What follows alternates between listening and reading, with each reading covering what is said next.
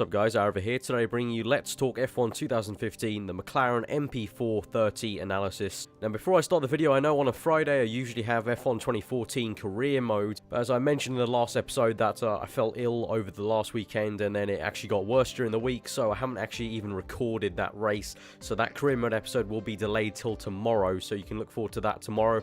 But today we'll be doing analysis of the new McLaren MP4-30 as you can see on screen right now, and it's all very exciting. The McLaren looks very different from last year with obviously the new nose, a new paint scheme, and also some very interesting features that look a lot like Red Bull's aero development. And so we're going to go through all of this today, and this will explain why it could be quite a successful year for McLaren compared to last year.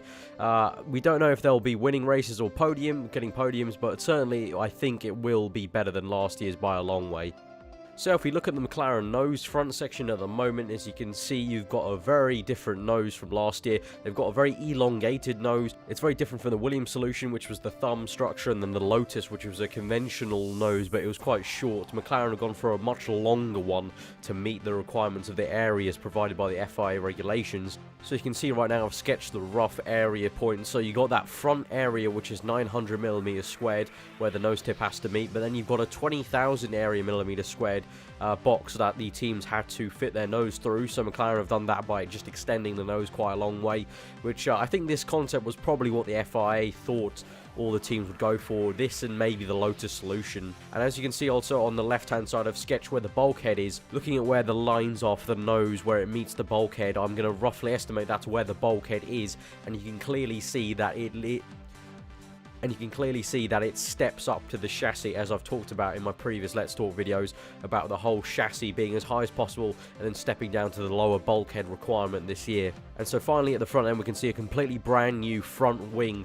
Now this is a front wing that was tested at Abu Dhabi last year in 2014, and one that is essentially almost a copy of Red Bull's front wing design, and that's because McLaren have required the services of Peter Prodromou, who was Adrian Newey's right hand man supposedly at Red Bull, so it looks like he's brought his secrets from Red Bull straight to McLaren's R&D department. As you can see on screen right now, we've got a split between the McLaren MP4-30 from 2015 and then the Red Bull last year at their launch, and you can see the front wings are very similar. You've got the cascade at the front on top of the winglets, and then you've got 4 different sections of the winglets right behind in the main front wing, just like Red Bull did last year. And then you've also got a little flick on the end plate there that runs all the way down the ridge, and then you can see 3 little fins underneath the rear wing plate. You can see the influence that Peter has brought to McLaren. That's essentially what you're doing in Formula 1 when you sign on new engineers from rival teams. You're essentially getting the secrets and ideas they have in their minds, and then whatever comes after from their own creations. In a press release, McLaren did specify that the philosophy for the car has changed, going from wanting to get max downforce to the best drivability. Don't get me wrong, the Red Bull's also been really good for getting max downforce in the past, but generally the biggest thing is drivability. The fact the Red Bull car is so good to drive and very stable to drive is why they've been successful in the past few years with Vettel, and this is the same sort of thing that McLaren are now going for in this new era of Formula 1. So going from one comparison to the next, we're going to look at the McLaren this year compared to last year. Very different, as you can see. Obviously the paint scheme is very different, but the actual car itself is very differently shaped. You can see straight away the side pods are differently shaped, and then of course that front wing. Now you can see the side pod and the side pod inlet is very different compared to last year. You can't see it completely on this comparison picture because they're not from the exact same angle, so they're a bit skewed.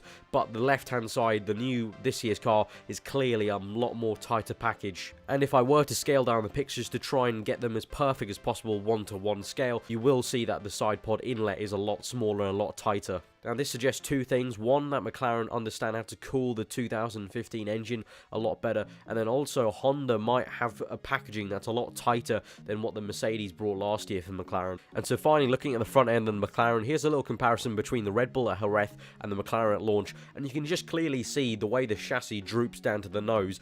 You know, if we leave out the actual nose part, the front wing, and how the chassis drops down to the bulkhead and then drops down to the nose tip, you can see that the car does have a sort of Red Bull-esque thing, and again that's from Peter Prodromou coming on. So now we move to the top view of the car so we can really see what's going on at the rear, and you can clearly see how tightly packaged that car is at the rear. a lovely Coke bottle shape going on there, which I'll highlight for you now in green. That is a really nice Coke bottle shape, and we saw that with last year's Red Bull Jerez. That was actually an issue for Red Bull last year. They packaged it, Newey packaged it so tightly that it actually caught fire at the end where the engine exit was. McLaren hopefully won't have the same thing, but that is a really nice tight packaging, and that's really going to help for downforce. You can also note there's no two big cooling tunnels coming out of the casing for McLaren this year compared to last year. Now, last year that was due to maybe the Mercedes engine needing a bit more cooling. Now they probably understand a bit more, but it also could be just the fact it's a Honda engine. Maybe they have better cooling. I'm not too sure. This is all guesswork, but it could just be they have a major better understanding and they didn't need that extra bodywork this year. And now quickly, finally, just want to do a quick illustration of how the airflow, it really moves around this car, because this is a really nice top-down view of the F1 car. So you can see in green the air coming through at the front wing. Now, typically towards the outside, the front wing is made so it channels air over the tyre and around it. Now, before 2014, where the front wings were a bit wider, most of the air was channeled around the tyres and then back into the body. This year and last year, they had to try a lot harder to move it around the tyre, and then instead try to maybe move more of it over the tyre. But obviously, going over the tyre is quite a tricky job, and in most cases, any air that goes over the tyre is just useless because it starts getting too turbulent. And then on the inside of the front wing, some of the air is channeled through to the underneath of the car. Now, you can't see it from this view. You can see it when I analyzed the Lotus on this channel, that you could see that all the F1 cars have winglets underneath the car, and that's for any air that goes underneath from the nose tip, but also the front wing. And most of the air work is actually done underneath the car to get it back to the rear. Any air in the middle goes through the suspension, and hopefully the engineers have done a good work at making the suspension as aerodynamic as possible, and that air hopefully hits the barge boards on the left hand side and the right hand side of the drivers. You can see where the steering wheel is just above that, the arrow curving outwards out the car. That's where the barge board is, and the barge board actually flicks it out away from the car towards the main structures right there on the front, and then those structures will in turn do their own work and channel the air back towards the side pods. And then with this new side pod, McLaren have a really nice Coke bottle shape is seen, and the air can seamlessly flow through and just kind of fit like a glove across the surface. This is because at high speed, air basically acts like a fluid, and if it goes over a surface at a really good speed where it's acting like a fluid, it will follow the path of that. You can see this in everyday life. If you go turn on your tap in your bathroom and then even just get your finger, or better yet a ruler, and just brush the surface of the water will actually bend towards your ruler or finger. And this is exactly what's going on, but just on a more grander and more complex scale here in an F1 car. And that's why getting this Coke bottle shape is a really good thing. And I'm really surprised actually a lot of designers don't go for this shape, but I guess it also has its disadvantages with cooling for the engine. And also you need to set up your entire car to work around this concept. You can't just simply strap on a Ferrari front wing onto a McLaren front wing and make it work, and vice versa. Can't take a Red Bull rear end and put it on a Mercedes.